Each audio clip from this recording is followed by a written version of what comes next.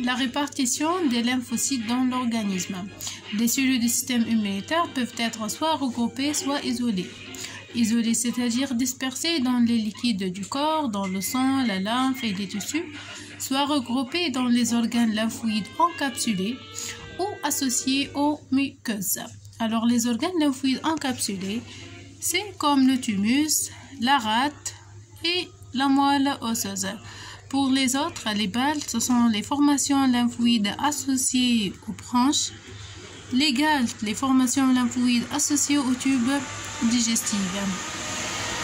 Alors, pour les organes lymphoïdes encapsulés, ils sont classés en deux types, centraux ou primaires ou bien périphériques ou secondaires.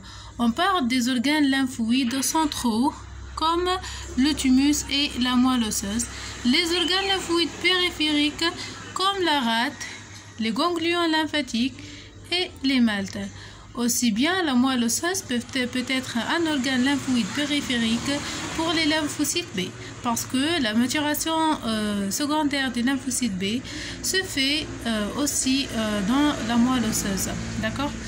Alors, quel est le rôle des organes lymphoïdes centraux? Donc, il s'agit du lieu de lymphopoïèse, c'est-à-dire de la maturation des lymphocytes T et des lymphocytes B. Dans le cas du lymphocyte T, le lymphopoïèse se fait dans le thymus. Pour les lymphocytes B, c'est dans la moelle osseuse. Donc, la moelle osseuse, c'est le principal organe lymphoïde central pour le lymphopoïèse des lymphocytes T et B, et les autres lymphocytes aussi. Donc, les cellules lymphoïdes naissent dans la moelle osseuse en tant que cellules souches lymphoïdes indifférenciées et subissent leur maturation, éducation et différenciation centrale au niveau des organes lymphoïdes primaires. Donc, le thymus pour les lymphocytes T et la moelle osseuse pour les lymphocytes B en présence d'antigènes du soi. Donc, pas du non-soi, c'est l'antigène du soi, d'accord? Ou bien l'auto-antigène.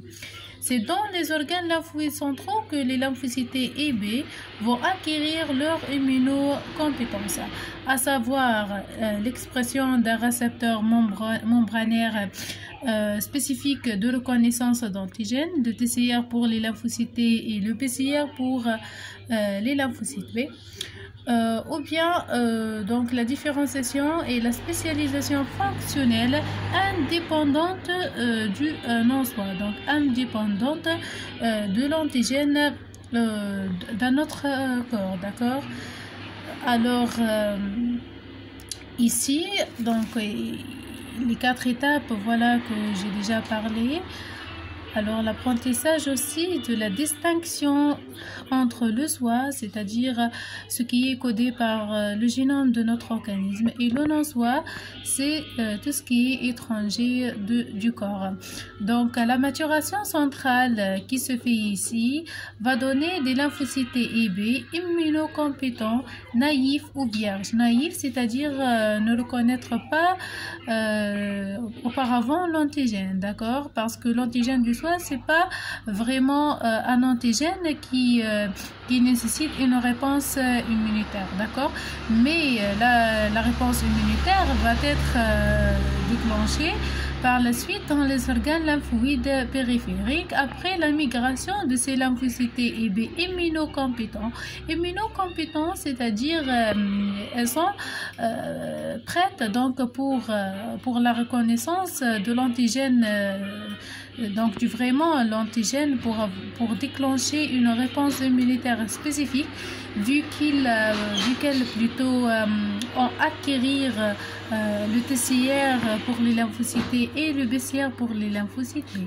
Donc la migration se fait par voie lymphatique ou voie sanguine.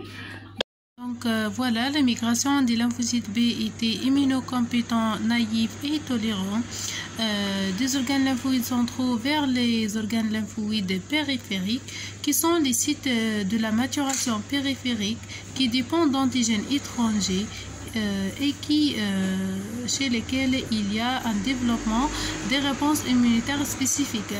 Parce que dans ces organes, les lymphocytes T et les lymphocytes B vont rencontrer des antigènes étrangers. Cette rencontre va activer des clones spécifiques selon bien sûr le type d'antigène qui existe. Donc les clones, c'est-à-dire un ensemble des cellules qui sont spécifiques d'un seul type d'antigène. Donc